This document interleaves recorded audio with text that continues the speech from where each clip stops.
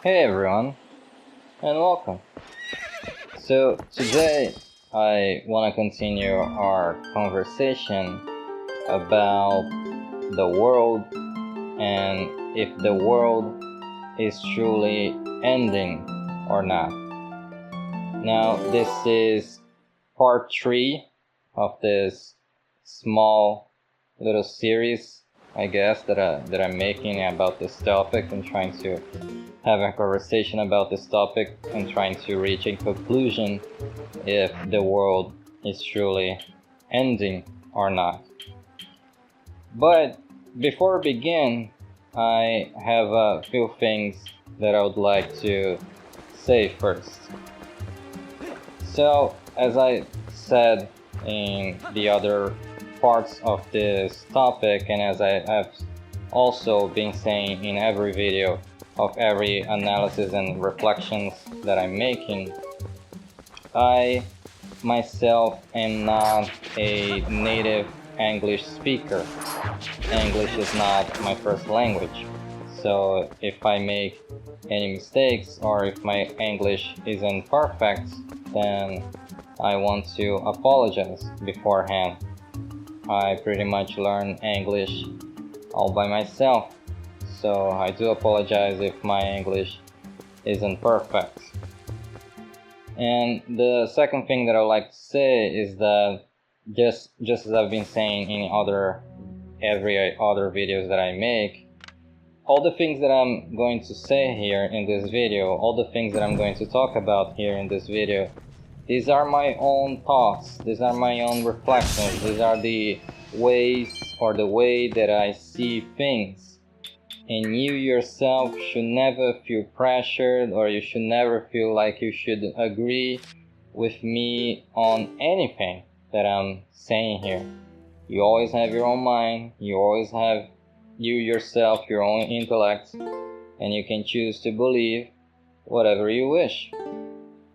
And finally, before we continue with our conversation, I want to say that, as I said before, that this is part 3 of this topic. So if by chance you are watching this video or you're hearing me speak right now and you haven't watched these other parts of this topic, then I would advise or suggest or invite you to watch these other parts before watching this one, so that you can have a better understanding of all my meanings.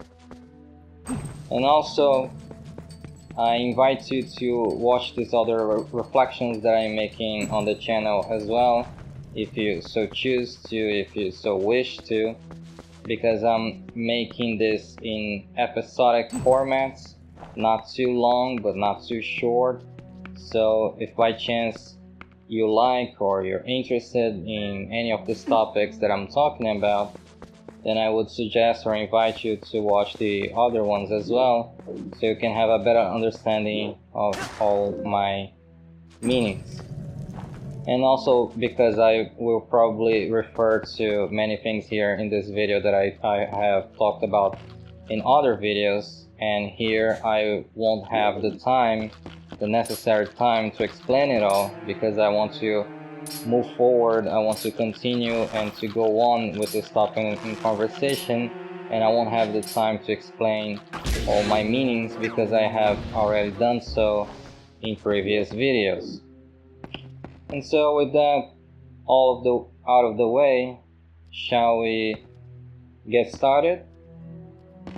Now, in my other videos about this topic, in part 1 and part 2, I gave a bit of a overview about the world and about the state of the world and how the world today works and operates.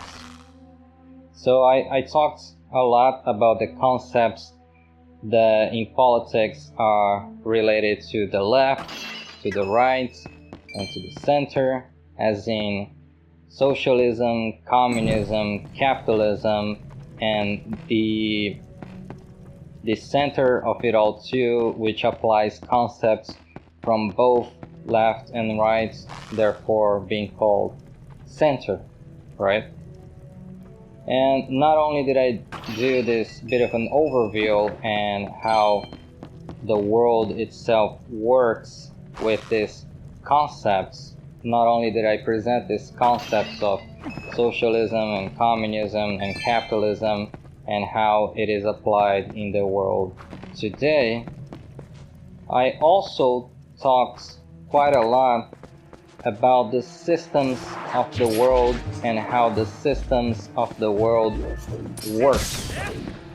So I talked a lot about the economic systems and also the systems that are not necessarily related to money itself, but that those systems are, you could say, adjacent or close or united with all the systems of the world.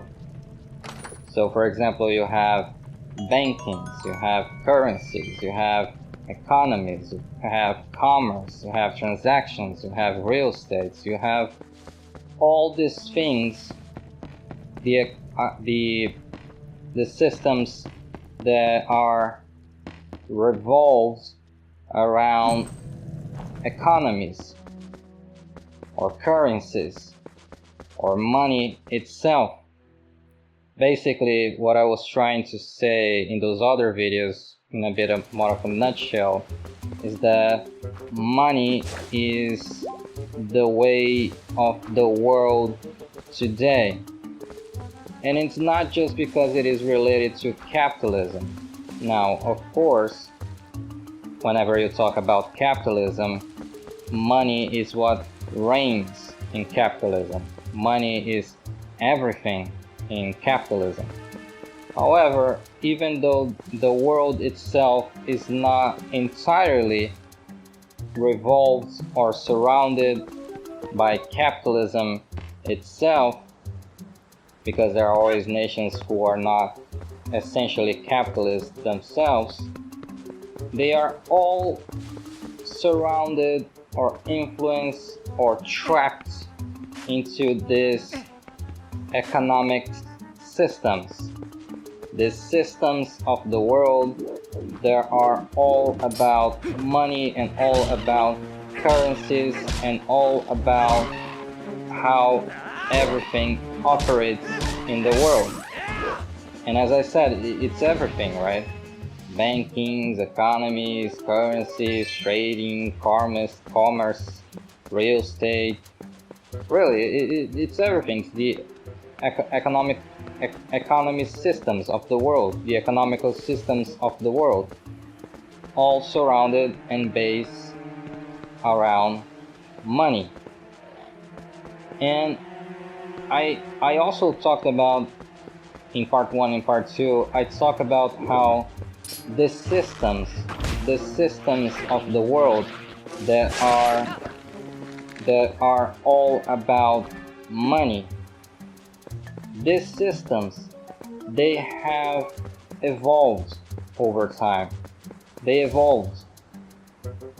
And as they evolved, as the world itself evolved, and so did the systems evolve as well, you see, it all started to become so intricate, so elaborate, so very, very confusing and difficult to understand, that it now came to a point in the world where it is impossible, even for the greatest minds in our world, to truly understand all of these economical systems and how do they work, how do they operate, and how do they all function all at once. Everything has become too complex, too difficult, so intricate to understand when it comes to all of these economical systems, that even the greatest minds in our world can no longer understand it all. So there are many who even though they are very prominent, even though they are very smart, even though they are tremendously brilliant, they may be able to understand parts of the system, but not necessarily all of the system. So for example, a great banker may understand banking systems, may understand banks, and the same goes with everything else: real estate, trading, commerce, factories, all the systems that we have in our world. Even if someone is brilliant, and even if someone is a genius, and even if someone is a great businessman or a great businesswoman, even then they may be able to understand a lot in the area that they are involved, in the area that they operate and that they work. But they don't necessarily understand the systems as a whole, the economical systems as a whole. Because as I said, there are too many, and they are too intricate, too elaborate, too confusing to understand it all. And I talked about this a lot in these two past videos, and then I came to the conclusion that nowadays, since we are living in an environment, in economical systems that are so very complex that human beings can't fully understand it all, then I also talked about how humanity has tried to make a bet of sorts, like a gamble. And this gamble is essentially technology. Humanity is gambling it all into technology. Humanity is going all in technology, placing all the chips, all the hopes, all the dreams on technology, and most specifically on artificial intelligence. And why is that? Why is this happening? As I said in my other videos as well, in part 1 and part 2 of this topic, you see, since the systems are so very complex to understand, then it is the hope of humanity to really deposit it all into artificial intelligence, into technology itself, so that the machines can then understand, or try to understand, at the very least try to understand, what human beings no longer can do. Essentially, the humanity is going all into technology and into artificial intelligence, so that the machines can do what humanity cannot, what human beings can no longer do. They are depositing all of their hopes, their dreams, their prayers, their chips, their monies, everything. They're depositing everything into technology, machineries, and most especially artificial intelligence. And I also talked about, in my other previous two videos, about the effects of what artificial intelligence would have upon the world, and most especially upon people's lives.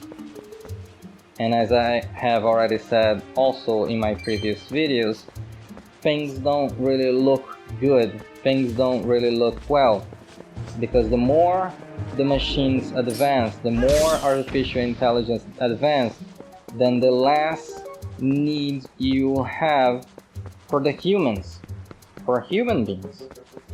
Essentially because artificial intelligence will become so very advanced and so very elaborate and evolved that nothing that human beings can do, no services, no works, no jobs or specific tasks, there won't be anything that a human being can do that the machines, the artificial intelligence, won't be able to do better.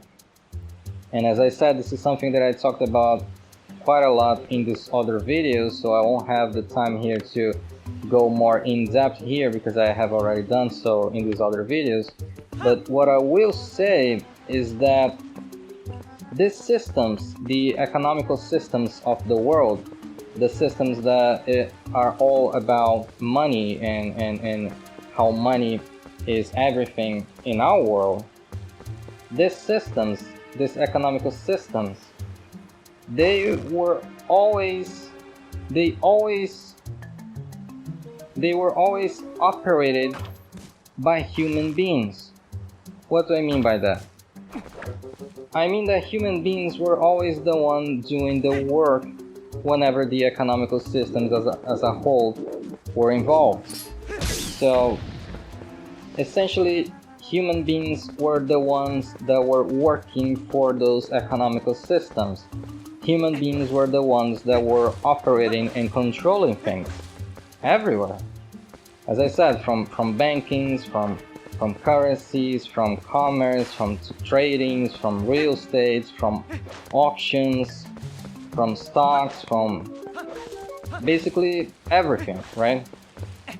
Human beings were the ones that were always operating. Human beings were the ones that were always in control of everything that is related to these economical systems.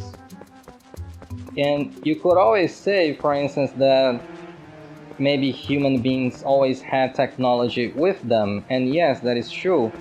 In these economical systems, the workers would probably always have a computer or other kinds of technology, right? For instance, a phone, cell phone, printers, and so on, right? Everything that you would usually find in an office or in a factory or in a bank. All these things, all these technologies that you will normally find, they were always there, but human beings were there as well.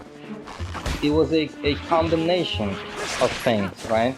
You had a combination of technology, and you had a combination of humans, and you had a combination of humans using those same technologies in order to get the work done, in order to get the tasks done, and in order for them themselves, as they worked for these economical systems, to provide everything that these systems required in order for everything to go on smoothly.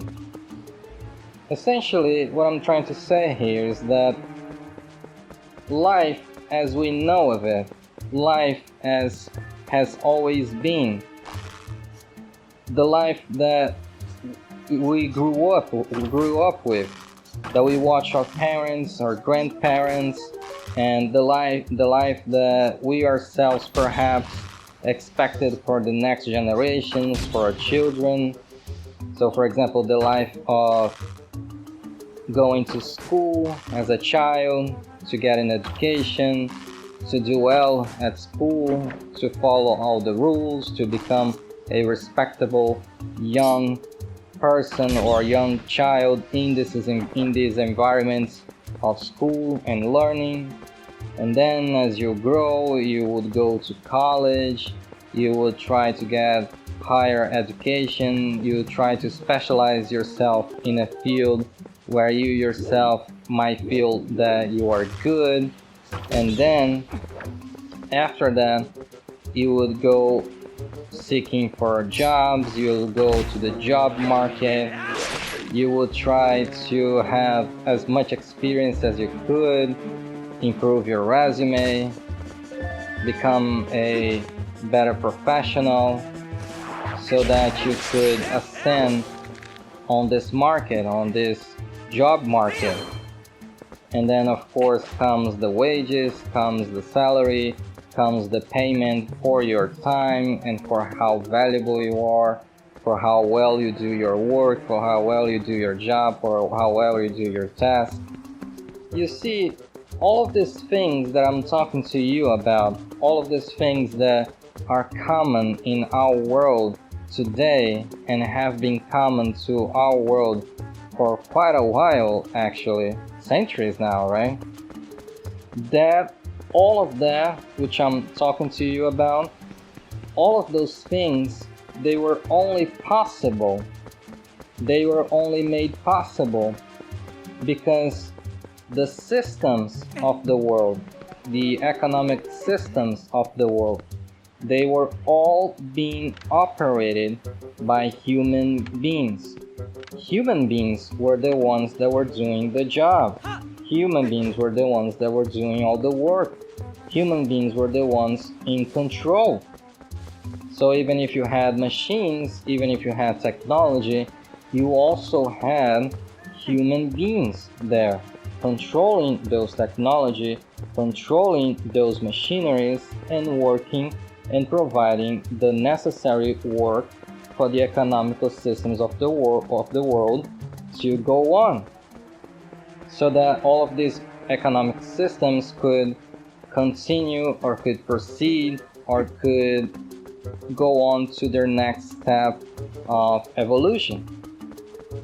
But as I said and as I talked about in other videos, it has reached a point where it became too complex, where it became too difficult, where it became too intricate to understand.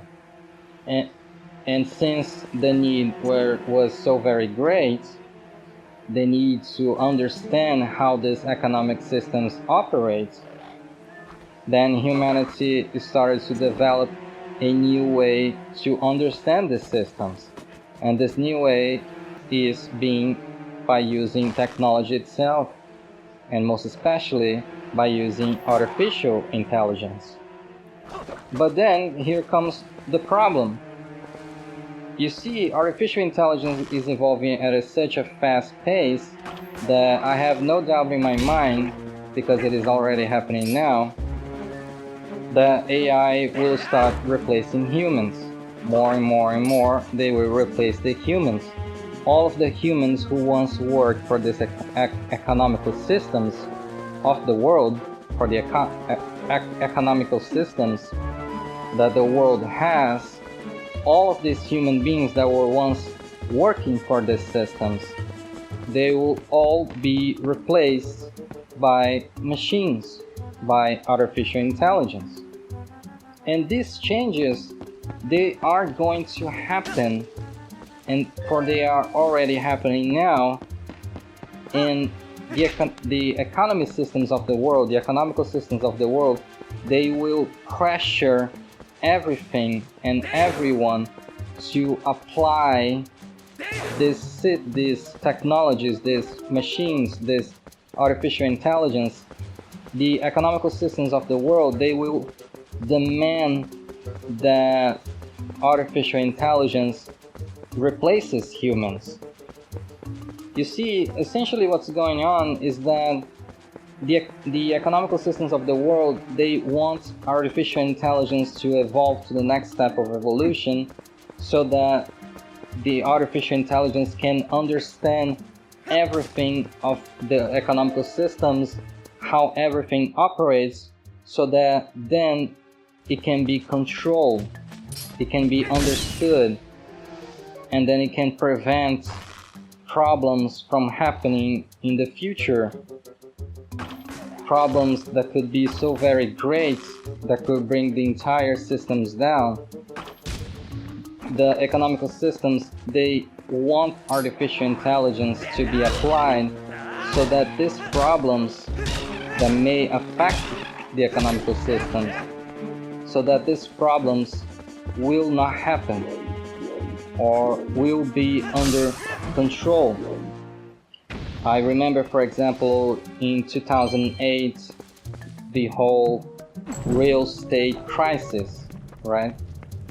In 2008, you had that big giant problem revolving around real estate. And 2008 wasn't necessarily all that long ago. It was less than 20 years now. And so you see, these economical systems, they want to prevent problems, they want to prevent trouble, and they want to keep going further ahead into the next step of evolution.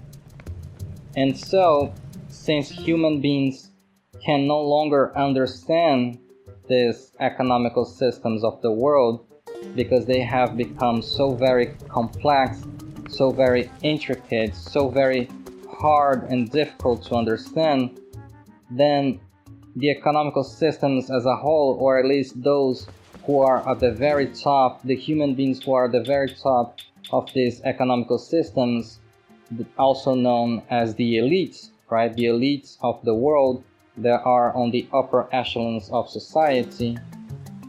You see, they all came to the conclusion, all of these elites of the economical systems of the world, those who are at the upper echelons of society, they all came to the conclusion that human beings can no longer create, or they can no longer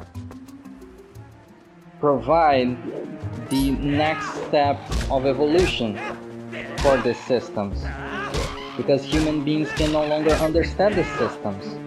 Therefore, since it is so very complex, since it is so very difficult to understand, and no human being on this earth, no matter how brilliant they are, they simply cannot understand it anymore because it is far too complex for a human mind to understand. So, since it is so very difficult to understand, therefore, humanity itself can no longer be able to provide the next step of evolution for these economical systems.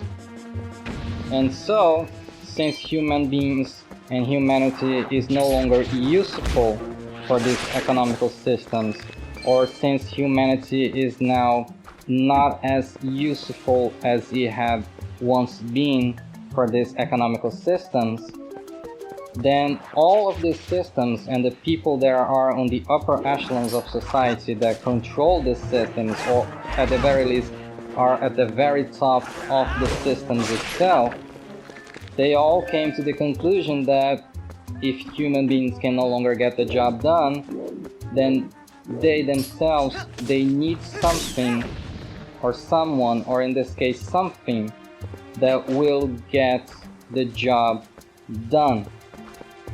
So if human beings can no longer get the job done for the next step of evolution, then they need something that will do that job for them. And that something is technology itself, is artificial intelligence itself. And I talked about this in the other parts too, but if you ever wondered why there is so much pressure and so much money being dumped into artificial intelligence or injected into artificial intelligence, and why there is so much desire and or great desire to push forward into artificial intelligence, if you ever wondered why humanity and the world seem so obsessed with artificial intelligence itself and trying to make it so that artificial intelligence can proceed and evolve at such a fast rate, as fast as possible, and not even as humanly possible, but something that goes far beyond humanity itself, because it is essentially machineries and technology. And so, if you ever wondered why there is so much obsession over artificial intelligence to be applied upon the world, then now you know. Now you know the answer. It's because there is a need for that technology. The economical systems of the world, they need that technology, they need that artificial intelligence in order to go on and proceed to the next step of evolution, and to not allow any problems to happen that might bring down the whole economical systems, or the economy systems as a whole. But then here comes the question again, right? What will happen to the world? What will happen to the people of the world? What will happen to all of the people who once worked for these economical systems, but now they will no longer work for these economical systems because they will be replaced by artificial intelligence, because the economical systems of the world have ordained that humanity and human beings can no longer get the job done, or at the very least are no longer as useful as they have once been. Therefore, they must be replaced. Therefore, they must get something, not someone, but something that will get the job done. But then here comes the question again. What will happen to the people? What will happen to the people of our world? What will happen to everyone who was once working for these economical systems, but now will no longer be able to work for them? What will happen to them? And what will happen to the world as all of these people will all of a sudden be replaced and out of a job? What will happen then, right? And as I said, this is something that I discussed quite a bit in these other videos as well, in part 1 and part 2.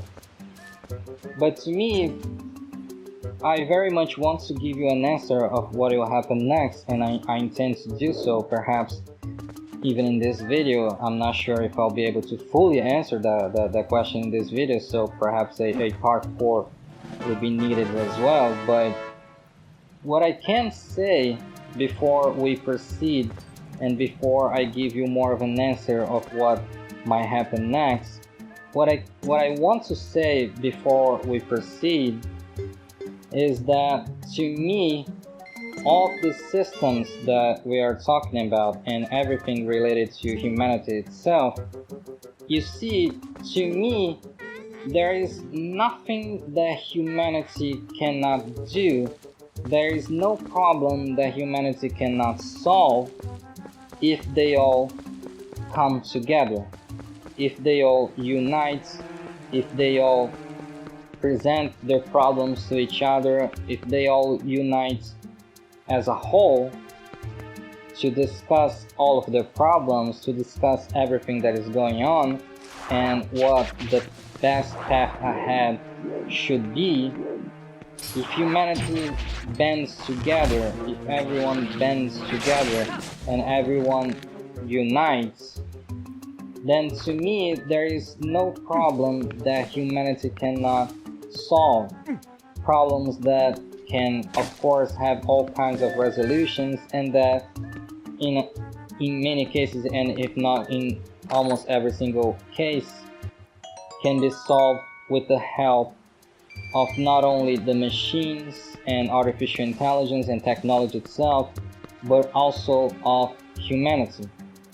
So essentially, if everyone unites, the machines, the humans, and everything that the humans have, with all the tools and all the technologies and all the machines, and even with the new technologies that are arising, such as artificial intelligence, then to me there is no problem that human beings cannot solve. There is absolutely no problem that human beings cannot see a solution if they all come together, if they all unite, if they all band together and try to solve all of their problems all at once. So if human beings unite, and this has always been true and will always remain true, at least for me, at least to me personally, I feel like if everyone were to band together and if everyone were to unite and use everything at their disposal to solve their problems, then to me there is absolutely no problem that human beings cannot solve. Absolutely nothing, no problem that may exist. There is nothing that human beings cannot solve if they all unite. But then here comes the question: what do we see in the world today? What do we see when we think about the world today and about the state of the world today? Is the world uniting? Are the people of the world uniting? Is everyone uniting and trying to solve all of their problems together? Is everyone and absolutely everything in this world all banding together to try and solve all of their problems all at once? Are we seeing the human beings of the world? Are we seeing everyone in the world? Are we seeing everything and everyone unite in the world for the better of the future, for the better of everyone? Do we see that nowadays? Do we see people uniting? Do we see humans uniting with everything that they have in order to solve all of their problems? Is that what we see in the world today? Is that what we are seeing in the world today? With all of these problems, these great problems that I have talked to you about today in the world, are we seeing a union? Are we seeing humanity uniting towards solving all of these problems all at once? Do we see that? Do we see that all around us? Do we see human beings uniting? Do we see that? And to me, if you ask me this question, if everyone in our world, if everyone is uniting or not, if you ask me if this is happening, then to me, the answer that I can give you to this question, and to me this is a very sad thing to say, because I see it all the time. I see it around me. I see it as far as my eyesight goes. I see it everywhere, really. Whenever I look around me, whenever I try to look beyond even what my five senses or my sight can go, whenever I try to study and try to inform myself on the way of the world and the state of the world today, and I always try to do my best to remain focused in not necessarily just one nation or another nation, but try to have more of an overview of the world and how the world is today, then to me, if you ask me this question, if you ask me the question if everyone is united, then to me, sadly, the answer that I can give you to this question is that although I see in many people, although I see in many human beings all over the world, although I see in them the desire to unite, the desire for peace, the desire for everyone to come together, to present their problems, to present everything that they have in order to try and fix those problems, although I see a great desire and dreams and prayer and hope for everyone to unite so that they can all work out their problems to the best of their abilities, although I see that in the world and I see a great desire for unity to happen in the world, although I see that all around, so many good people, so many good human beings who just want things to be good for themselves, for their loved ones, for their families, and also for everyone, for their communities, for their nations, for things to just be good for everyone, to try and create even an utopia. And if you don't know what an utopia is basically a perfect world. In Christianity terms, it would be known as paradise or heaven. So although I see so many good people, so many good human beings in this world who want nothing more than unity and union, and people to unite and everyone to unite so that everyone can solve all of their problems all at once, disregard all of their difference, disregard everything bad that they may have against each other, disregard all of that, forgive all of that, forget all of that, and then they all unite to create a better world, to create and to work even for the creation of a perfect world, a utopia.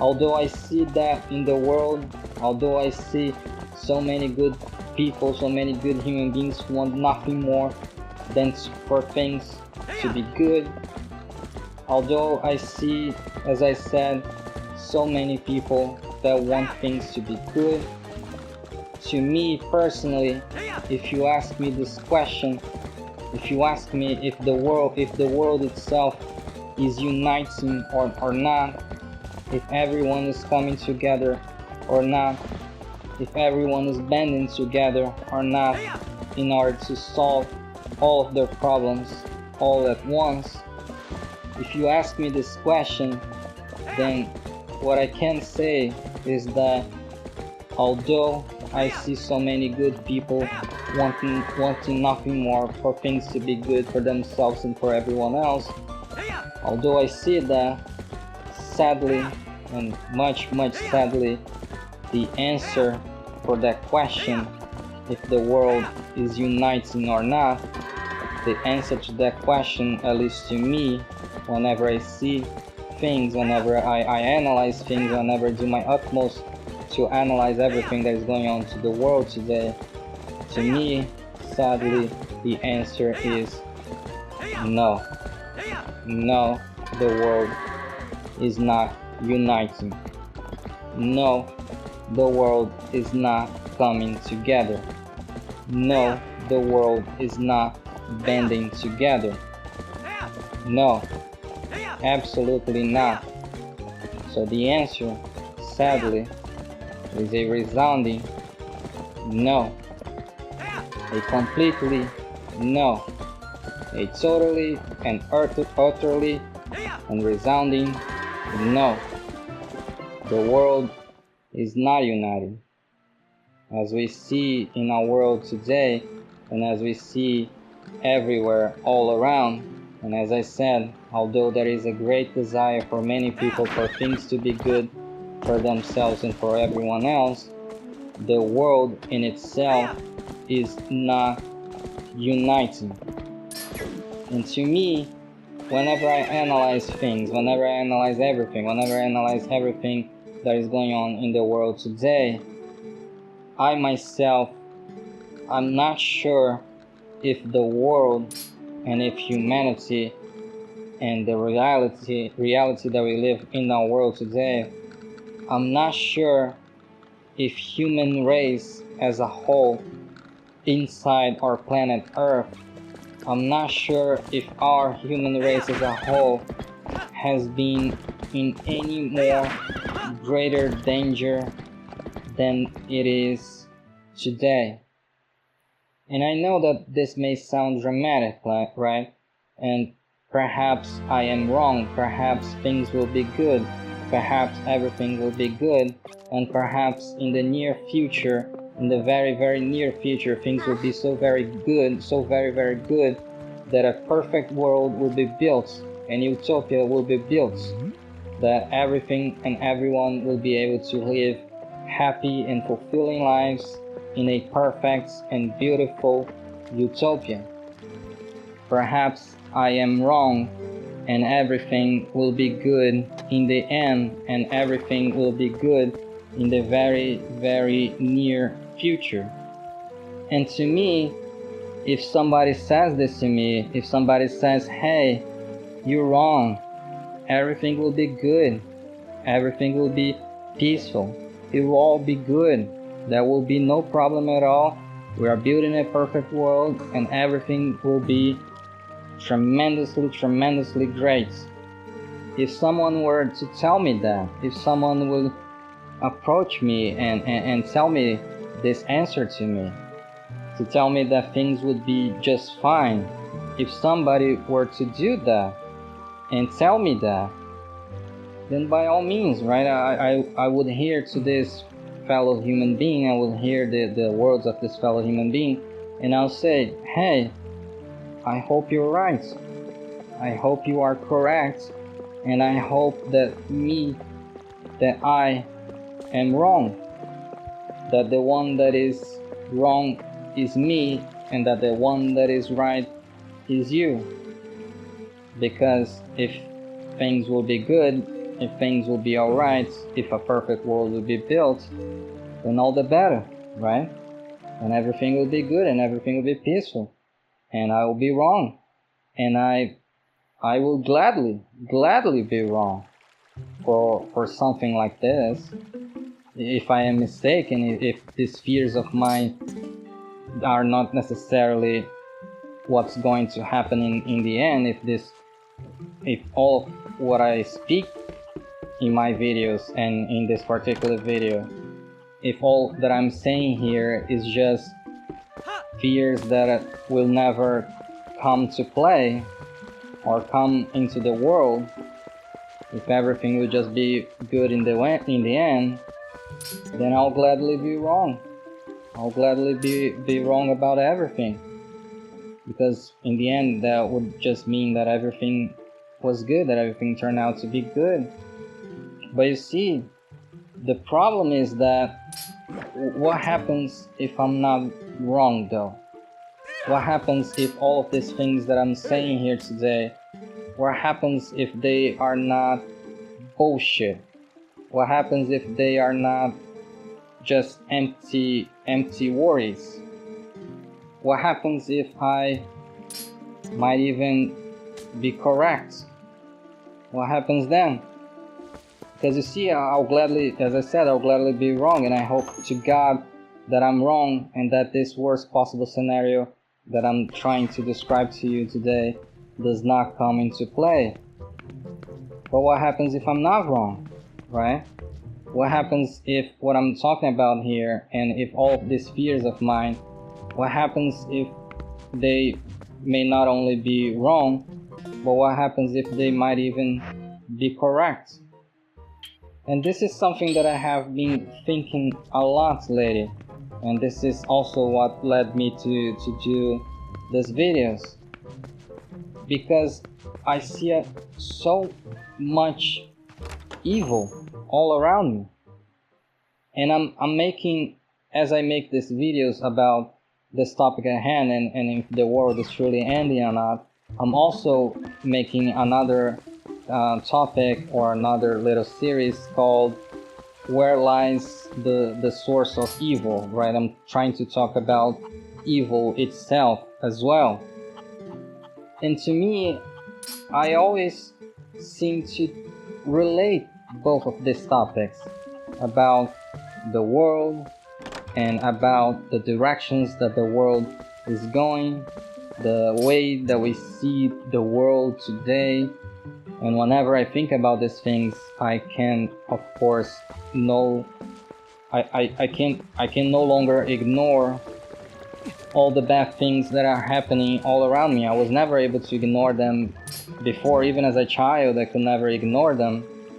But now things are getting so very bad all around, everywhere, so I can no longer ignore at all anything anymore. But how evil, so much evil that is going on all around.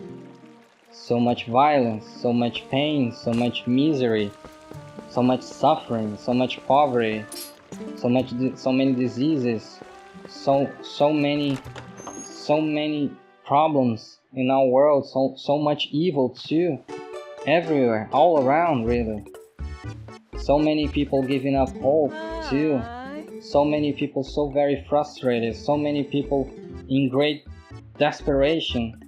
There is so much suffering, so much evil in our world today, and I can't ignore it. I can't ignore anything.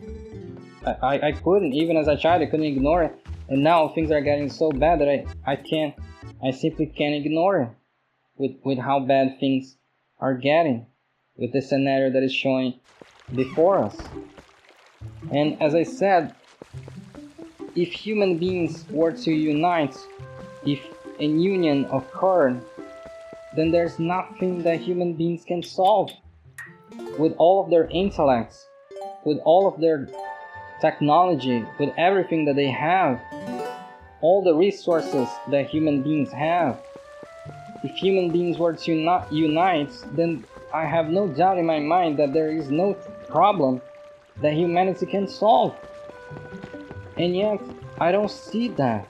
I don't see that union.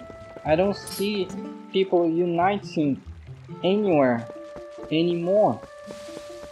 And as I said, although there is so many good people in this world who wants nothing to be good for themselves and for everyone else, I myself, I don't see union and unity and the desire to unite anymore.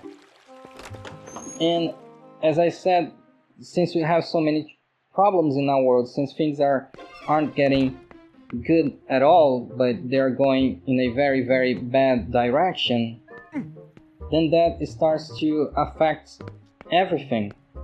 More violence, more misery, more pain, more suffering, more conflicts, and all of those things, they generate more wars too. Wars all around, more wars popping up all the time, or popping up all the time. And you see, violence begets violence, chaos begets chaos, wars begets wars.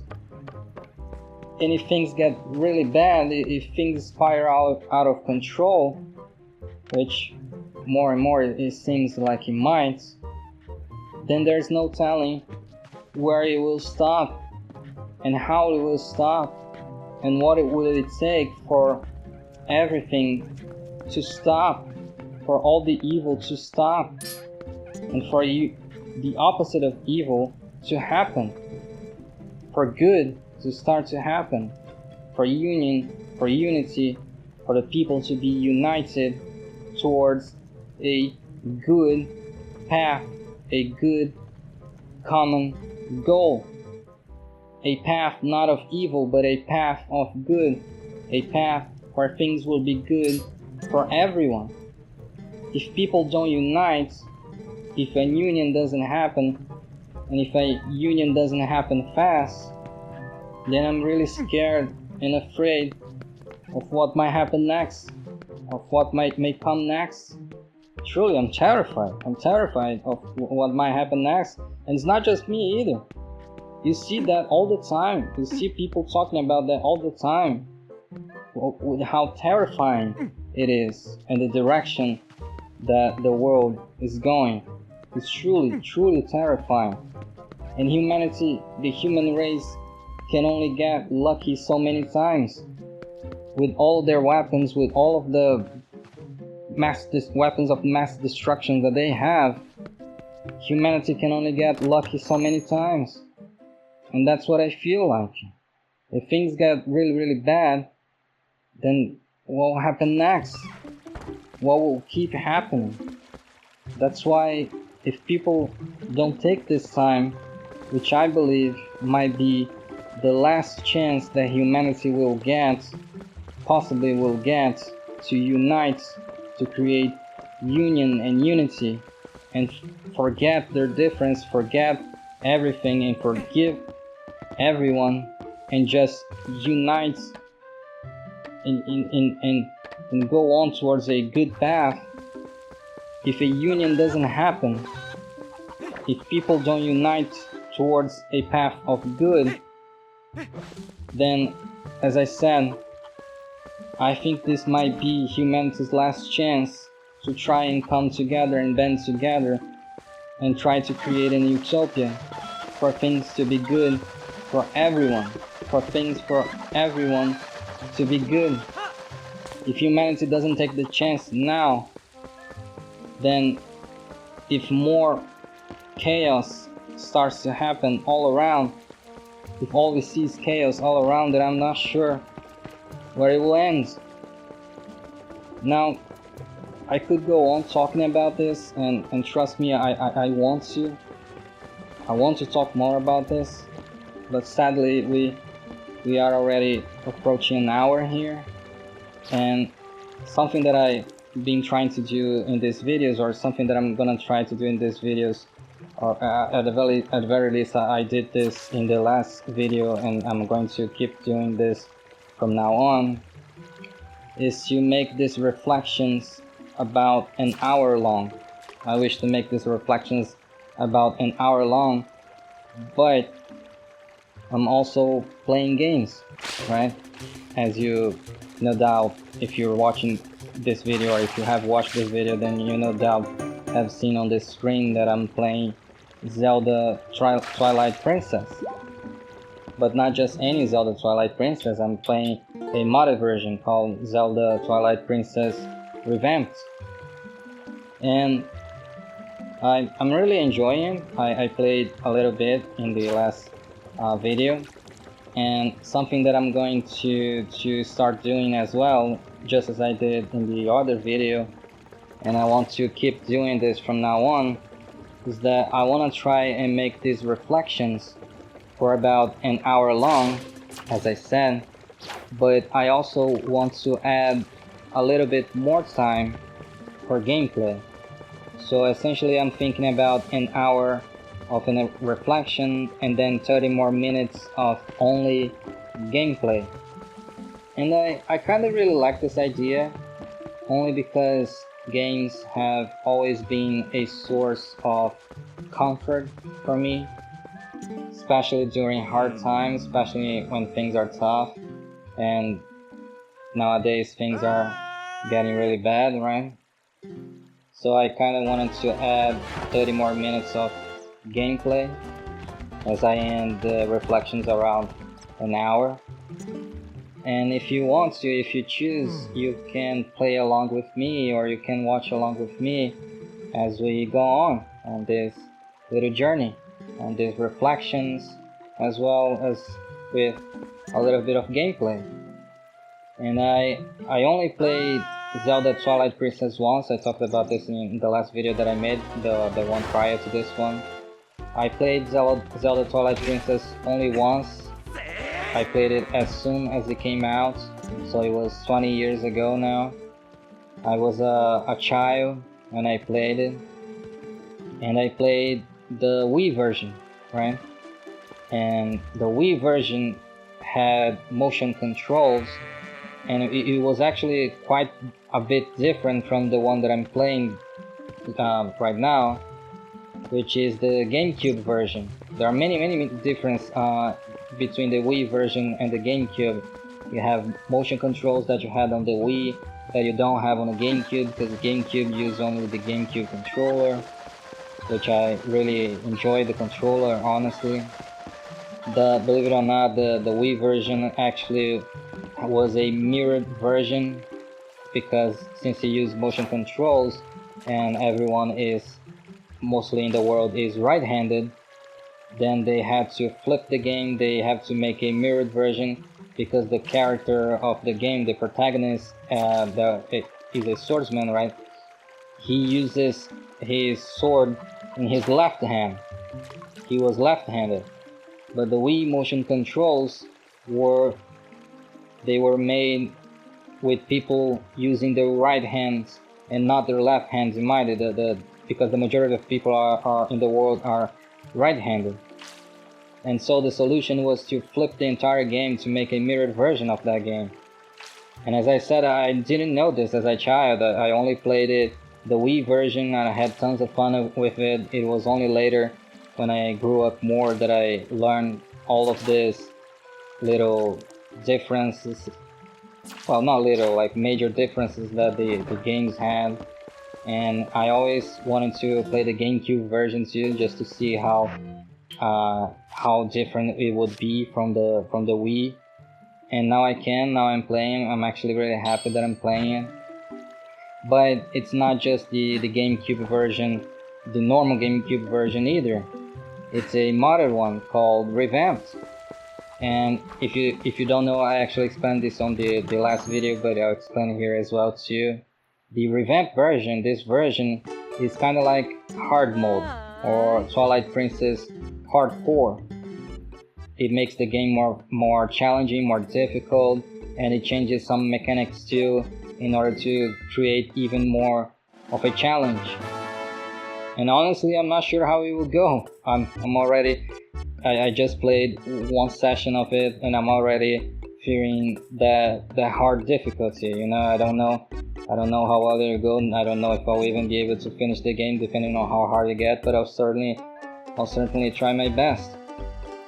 And if you want to, if you desire, and if you choose to, and if by chance you are listening to these reflections and you enjoy it as well, then I would invite you to go on this journey with me.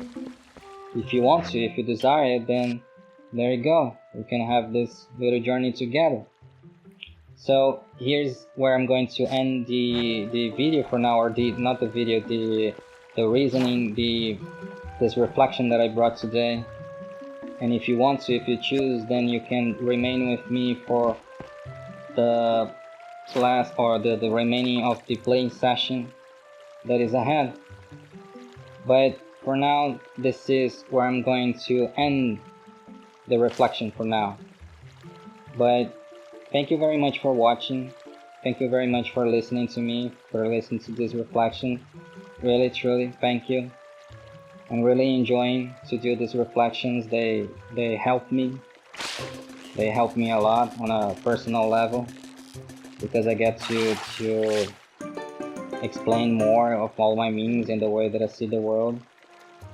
But for now, this is where I'm going to end. But thank you very much again. And if you watched the whole reflection of the whole video, then I thank you once more. Truly, thank you. And hopefully we'll soon see each other again very, very soon. Thank you again. Goodbye.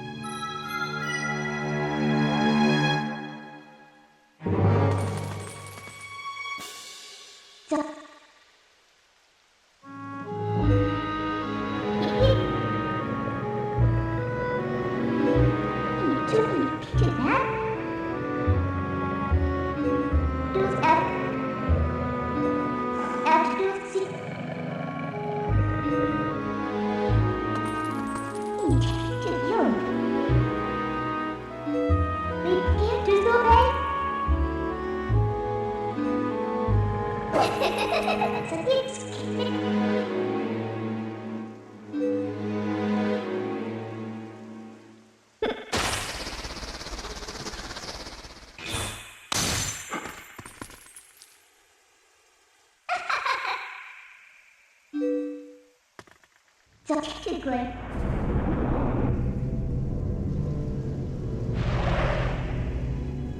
So that aren't you, huh?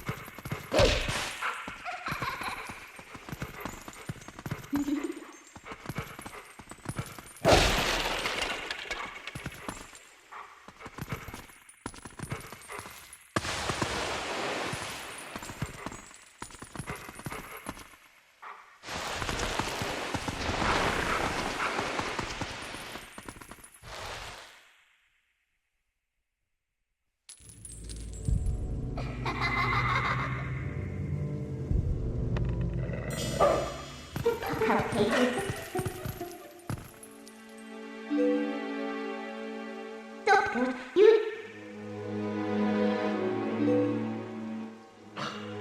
What? You break up. What's wrong to you?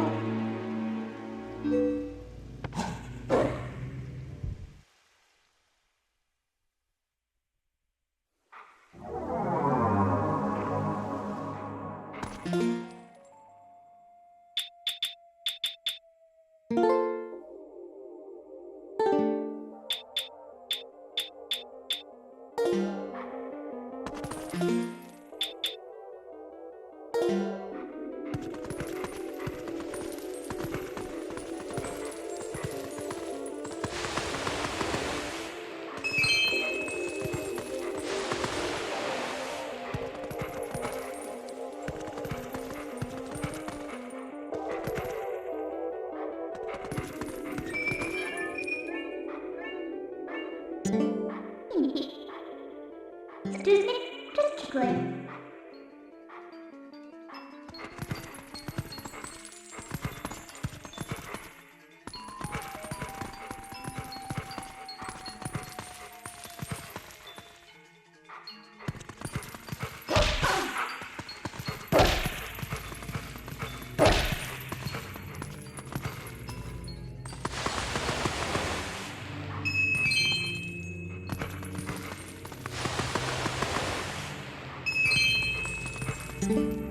We with my pump. It was one.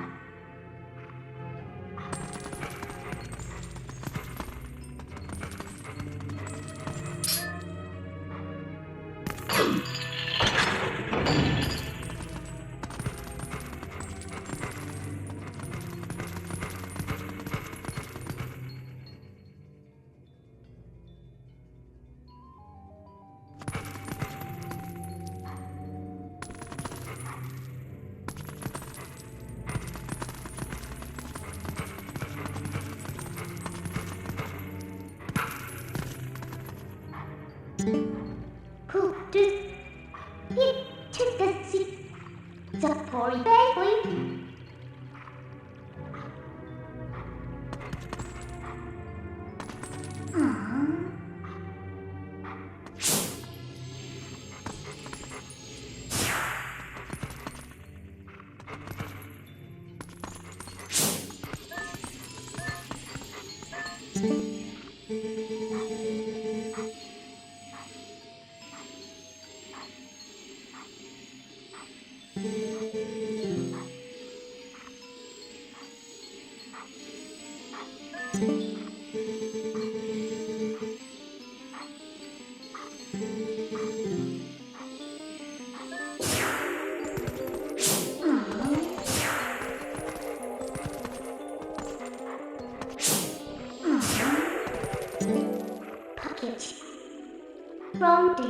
good. Give me the thing I can help him.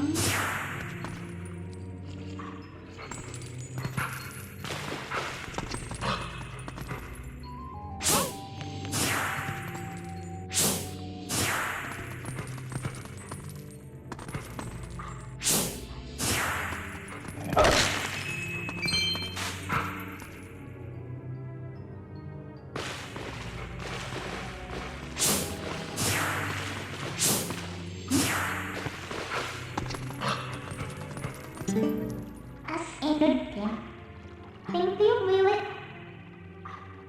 First of all, you just that.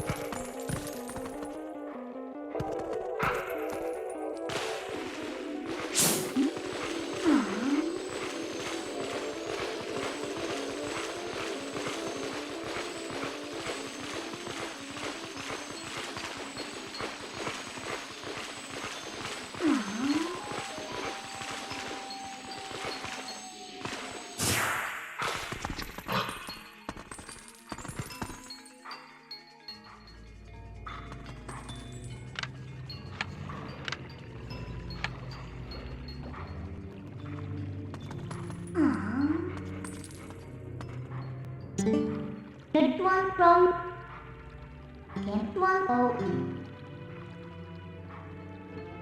Press N as Lincoln. Aww.